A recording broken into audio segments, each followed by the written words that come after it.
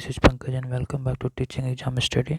दोस्तों डिस्कस करेंगे इम्पोर्टेंट प्रश्न जो कि पंचायती राज व्यवस्था से संबंधित है और इसमें लगभग 100 प्रश्न रहेंगे जो कि आने वाली परीक्षा बिहार दरोगा, बिहार एसएससी और बीपीएससी टीआरई 4 से संबंधित जो भी एग्ज़ाम है उसमें आपको ये प्रश्न देखने को मिल सकते हैं। तो डिस्कस करते हैं। पहला प्रश्न है कि भारतीय संविधान के किस भाग में पंचायती राज से संबंधित प्रावधान है। तो इसका उत्तर हो जाएगा भाग 9, यानी भारतीय संविधान में भाग 9 में पंचायती राज के विषय में डिस्कस किया गया है। ये इम्पोर्टेंट प्रश्न है जो कि रिपीटेड टाइम और मल्टीपल टाइम एग्जाम में पूछी जाएगी।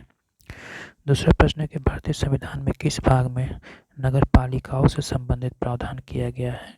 तो इसका उत्तर हो जाएगा बी, भाग 9 के क में नगर पालिकाओं से संबंधित प्रावधान किया गया है। अगला प्रश्न कि संविधान के किस भाग में ग्राम पंचायत की स्थापना की बात की गई है। तो इसका उत्तर हो जाएगा भाग 4। भाग 4 में जो है वो ग्राम पंचायत के स्थापना के विषय में बात की गई है। अगला प्रश्न है कि भारतीय संविधान के निम्नलिखित अनुच्छेदों में से कौन सा अनुच्छेद राज्य सरकारों को ग्राम पंचायतों को संगठित करने का निर्देश देता है। तो 4 का उत्तर हो जाएगा ए, अनुच्छेद 40 के तहत। अगला प्रश्न है कि संविधान में 11वीं अनुसूची में निम्नलिखित में से क्या सम्मिलित है। तो इसका उत्तर हो जाएगा पंचायतों का कार्यक्रम, यानी कि संविधान की 11वीं अनुसूची में पंचायतों का कार्यक्रम के बारे में विषय के बारे में बताया गया है। अगला प्रश्न है कि पंचायती राज प्रणाली किस पर आधारित है। तो इसका उत्तर हो जाएगा बी, सत्ता के विकेंद्रीकरण पे। काफ़ी इंपॉर्टेंट क्वेश्चन है। पंचायती राज प्रणाली किस पर आधारित है। तो यह सत्ता के विकेंद्रीकरण पे आधारित है। अगला प्रश्न है कि पंचायती राज प्रदान करता है, क्या प्रदान करता है। तो इसका उत्तर हो जाएगा बी, स्थानीय स्तर पर लोकतांत्रिक प्रशासन जो है वो प्रदान करता है। पंचायती राज का प्रधान लक्ष्य क्या है। तो इसका उत्तर हो जाएगा सी, ग्रामवासियों में शक्ति का विकेंद्रीकरण करना। अगला प्रश्न है कि पंचायती राज का मुख्य उद्देश्य क्या है। पंचायती राज का मुख्य उद्देश्य है जनता को विकासमूलक प्रशासन में भागीदारी योग्य बनाना। 73वें संशोधन का संबंध किससे है। तो इसका उत्तर हो जाएगा पंचायती राज अधिनियम से। 73वें संविधान संशोधन संबंधित है, यानी 73rd कॉन्स्टिट्यूशनल अमेंडमेंट किससे संबंधित है। तो इसका उत्तर हो जाएगा सी, पंचायती राज प्रणाली से। भारत में निम्नलिखित में से किसके अंतर्गत पंचायती राज प्रणाली की व्याख्या की गई है। तो इसका उत्तर हो जाएगा नीति निर्देशक सिद्धांत के अकॉर्डिंग। प्रश्न संख्या 13 है कि किस संवैधानिक संशोधन के द्वारा पंचायती राज संस्थाओं को संवैधानिक दर्जा दिया गया है। तो इसका उत्तर हो जाएगा 73वां संविधान संशोधन। 14 नंबर प्रश्न है कि 73वें संविधान संशोधन द्वारा संविधान में कौन सी अनुसूची जोड़ी गई है। तो इसका उत्तर हो जाएगा सी, 11वीं अनुसूची जोड़ी गई है। आगे हम चलते हैं नेक्स्ट स्लाइड की ओर और 15 नंबर प्रश्न की ओर डिस्कस करते हैं कि 73वें संविधान संशोधन द्वारा 11वीं अनुसूची में पंचायती राज संस्थाओं के कितने कार्य सौंपे गए हैं। तो इसका उत्तर हो जाएगा डी, 29 कार्य सौंपे गए हैं, यानी 73वें संविधान संशोधन द्वारा 11वीं अनुसूची में पंचायती राज संस्थाओं को 29 कार्य सौंपे गए हैं। 16 नंबर प्रश्न है कि 73वें संविधान संशोधन के अनुसार पंचायती राज संस्थाओं में अध्यक्ष के कम से कम कितने पद महिलाओं के लिए आरक्षित किए गए हैं। तो इसका उत्तर हो जाएगा 1/3 पद जो है वो महिलाओं के लिए आरक्षित की गई है। 17 नंबर प्रश्न के 73वें संविधान संशोधन के प्रावधानों को समाज के किस वर्ग को सत्ता का हस्तांतरण की दृष्टि से ऐतिहासिक माना गया है। तो इसका उत्तर हो जाएगा महिला वर्ग। 18 नंबर प्रश्न है कि 73वें संविधान संशोधन की विशेषता नहीं है, क्या विशेषता नहीं है। ग्राम सभा, प्रत्यक्ष निर्वाचन, पंचायती राज को संस्थाओं को संवैधानिक दर्जा या महिलाओं के लिए 2/3 आरक्षण। तो इसका उत्तर हो जाएगा डी, महिलाओं के लिए 2/3 आरक्षण। अगला प्रश्न है कि 73वें संविधान संशोधन के द्वारा पंचायती राज संस्थाओं के किस तरह के चुनाव का प्रावधान किया गया है? तो 19 का उत्तर हो जाएगा ए, प्रत्यक्ष एवं गुप्त मतदान के द्वारा। 20 नंबर प्रश्न है कि भारत के किसके चुनाव में आरक्षित स्थानों का चक्रानुक्रम से भरे जाने का प्रावधान किया गया है? तो 20 का उत्तर हो जाएगा डी, यानी पंचायती राज संस्थाओं के चुनाव से। 21 नंबर प्रश्न है कि 73वें संविधान संशोधन के द्वारा के अंतर्गत यदि पंचायती राज संस्थाओं को भंग कर दिया जाए तो भंग करने की तिथि से कितने माह की अवधि समाप्त होने में पूर्व निकाय का गठन कर लिया जाना चाहिए? तो इसका उत्तर हो जाएगा बी, 6 माह में। 22 नंबर प्रश्न के पंचायती राज संस्थाओं के निर्वाचन के लिए उत्तरदायी है, यानी पंचायती राज संस्थाओं के निर्वाचन के लिए क्या उत्तरदायी है? तो इसका उत्तर हो जाएगा राज्य निर्वाचन आयोग। 23 नंबर प्रश्न के 73वें संविधान संशोधन के अनुसार पंचायती राज संस्था का कार्यकाल कितने वर्ष के लिए रखा गया है? तो इसका उत्तर हो जाएगा 5 वर्ष के लिए। भारत के पंचायती राज के प्रबल समर्थक कौन थे? तो इसका उत्तर हो जाएगा उपयुक्त सभी, यानी महात्मा गांधी भी, सिद्धराज ढड्ढा और राजीव गांधी, सभी लोग जो थे वो पंचायती राज के प्रबल समर्थक थे। 25 नंबर प्रश्न की पंचायती राज संस्थाओं में महिलाओं के द्वारा दुर्बल वर्गों के अधिक प्रतिनिधित्व के समर्थक कौन थे? तो इसका उत्तर हो जाएगा राजीव गांधी। 26 नंबर प्रश्न है कि पंचायतों में महिलाओं के लिए स्थान आरक्षित करने की दृष्टि से संविधान में संशोधन करने का सर्वप्रथम बीड़ा किसने उठाया था? तो 26 का उत्तर हो जाएगा 26 का उत्तर यहाँ पे ई हो जाएगा, यानी जवाहरलाल नेहरू। पंचायतों में महिलाओं के लिए स्थान आरक्षित करने की दृष्टि से संविधान में संशोधन करने का सर्वप्रथम बीड़ा किसने उठाया था?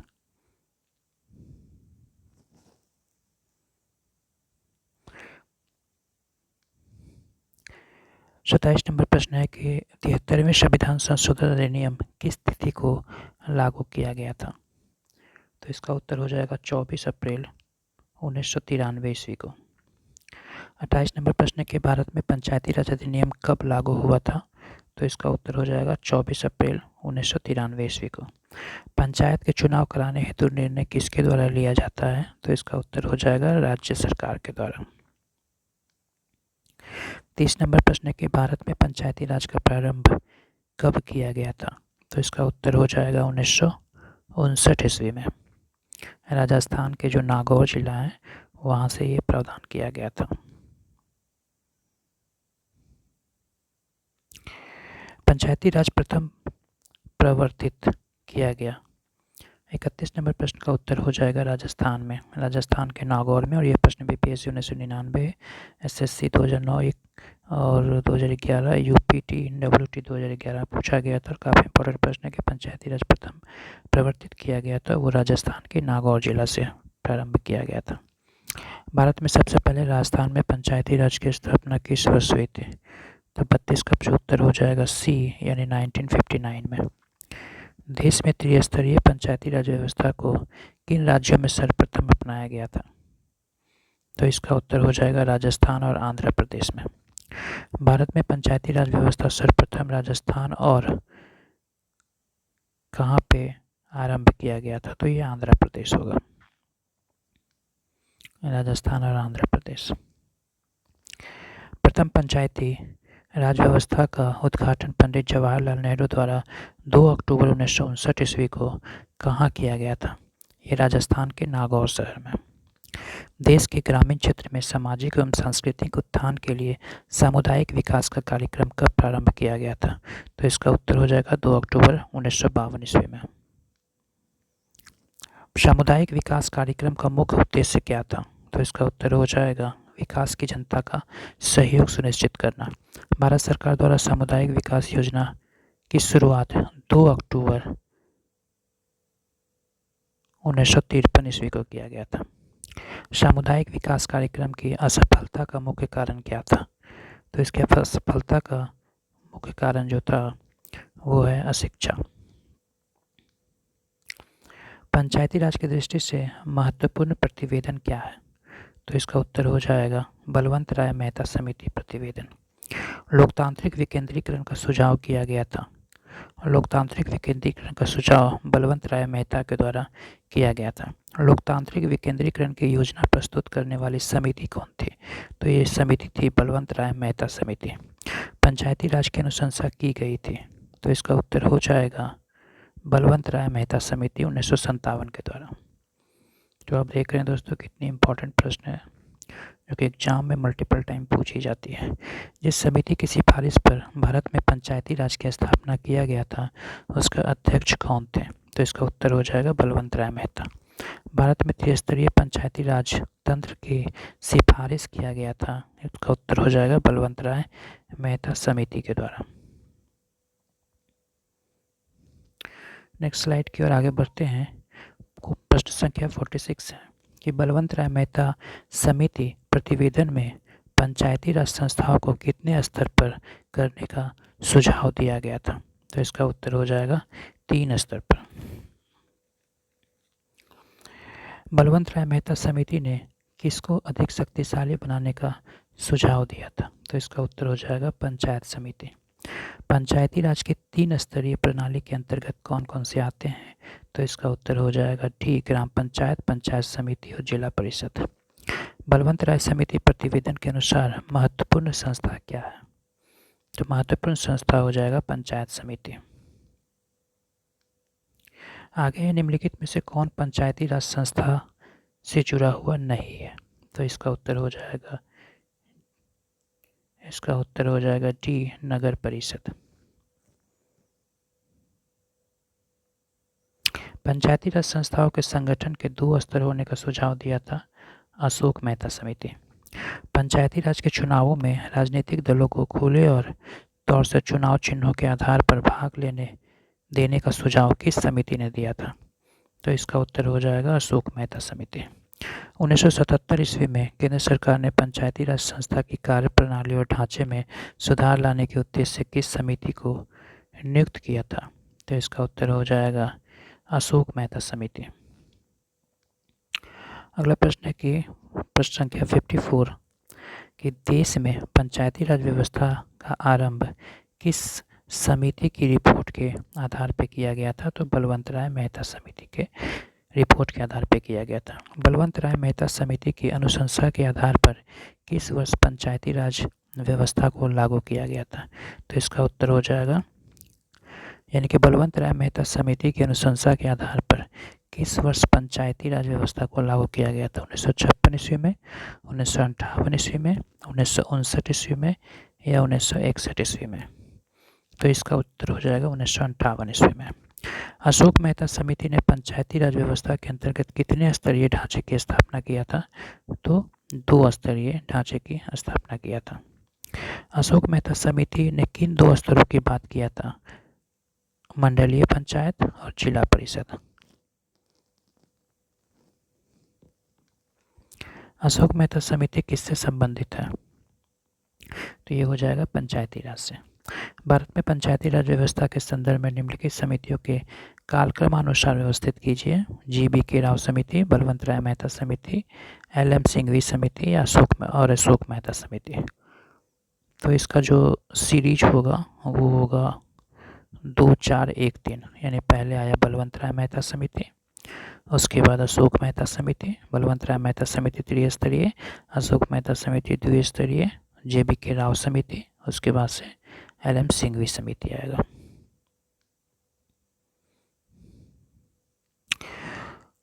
अगला प्रश्न है कि 1977 में पंचायती राज व्यवस्था की समीक्षा के लिए गठित समिति का अध्यक्षता किसने किया था? तो इसका उत्तर हो जाएगा अशोक मेहता। पंचायती राज संस्थाओं के निम्न स्तर पर कौन आता है? तो ग्राम सभा व पंचायत। पंचायती राज संस्थाओं का उच्चतम स्तर पर कौन आता है? जिला परिषद। पंचायती राज की आधारशिला क्या है? ग्राम सभा। आगे 64 नंबर प्रश्न है कि पंचायत समिति का मुख्य निष्पादक होता है, तो ये खंड विकास पदाधिकारी। जिला परिषद का मुख्य कार्य क्या है? यह समन्वय और पर्यवेक्षण करना। पंचायती राज की मुख्य उपलब्धि क्या है? राजनीतिक चेतना का विकास करना। पंचायती राज का प्रधान समस्या क्या है? दलगत राजनीति। स्थानीय संसद और विधायक किसके पदेन सदस्य होते हैं? जिला परिषद के। क्वेश्चन नंबर 69 है कि ग्राम पंचायत का निर्वाचन कराना किस पर निर्भर करता है? तो ये राज्यसभा पे।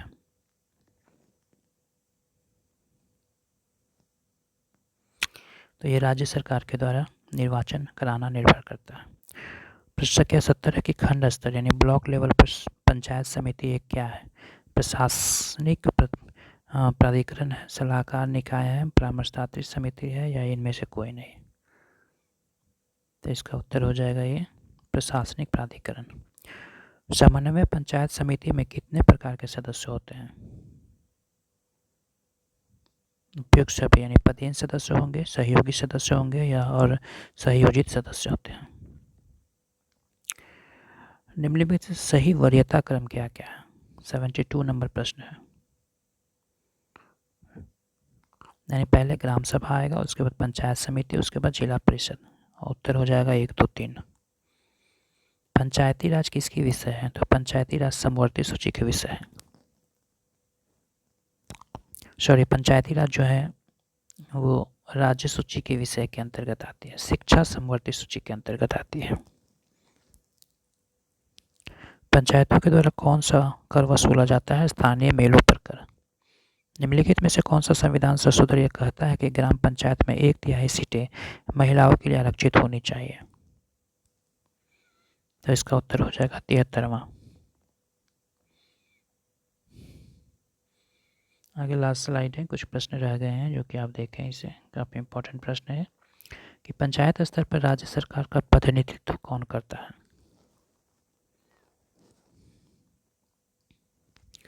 तो इसका उत्तर हो जाएगा ए पंचायत सेवक। पंचायती राज को के अंतर्गत स्वशासन की इकाई के रूप में संगठित किया गया है। राज्य के नीति निर्देशक तत्व। निम्न में से कौन जनता द्वारा प्रत्यक्ष निर्वाचित होते हैं?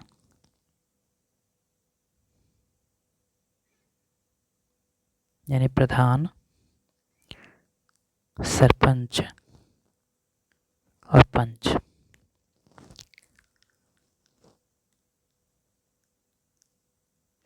यानी 1, 4 व 5 इसका उत्तर हो जाएगा। पंचायत चुनाव के लिए उम्मीदवारों को न्यूनतम आयु कितनी होनी चाहिए? तो ये न्यूनतम आयु 21 वर्ष होनी चाहिए। पंचायती राज किस कार्य क्षेत्र में नहीं आता है? ग्रामीण सड़कें, ग्रामोद्योग, कृषि उत्पादन, माध्यमिक शिक्षा नहीं आएगा। पंचायती राज्य संस्थान के अंतर्गत आय का स्रोत क्या है?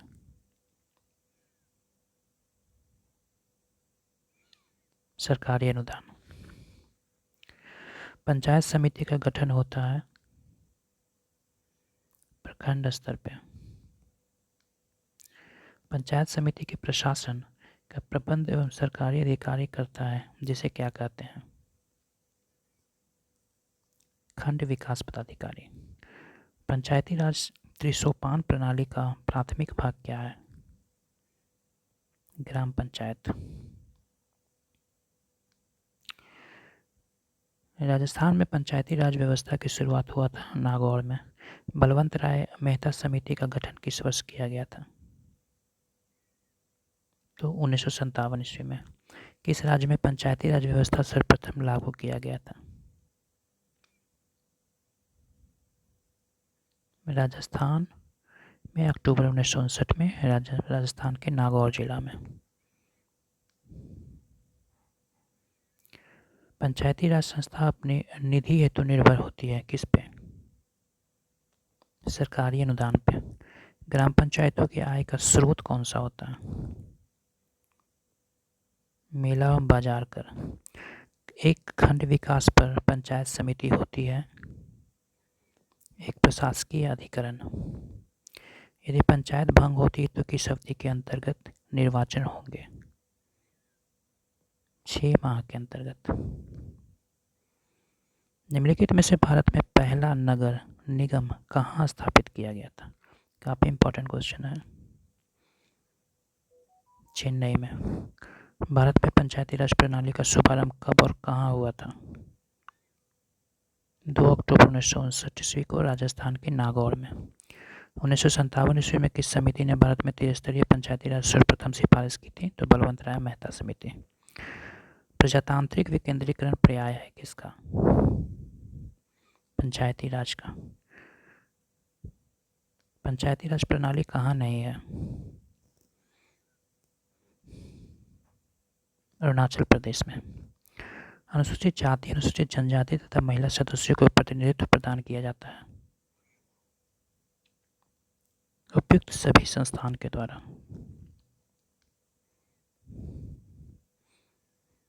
पंचायती राज प्रणाली में ग्राम पंचायत का गठन होता है ग्राम स्तर पे। तो ये कुछ इंपॉर्टेंट प्रश्न थे आने वाली परीक्षा, बिहार दरोगा, एसएससी, बीपीएससी, टीआरई 4.0, इन सभी परीक्षा में ये प्रश्न अगर हो सके तो मल्टीपल टाइम पूछी जा सकती है। वीडियो देखने के लिए धन्यवाद। Thank you very much.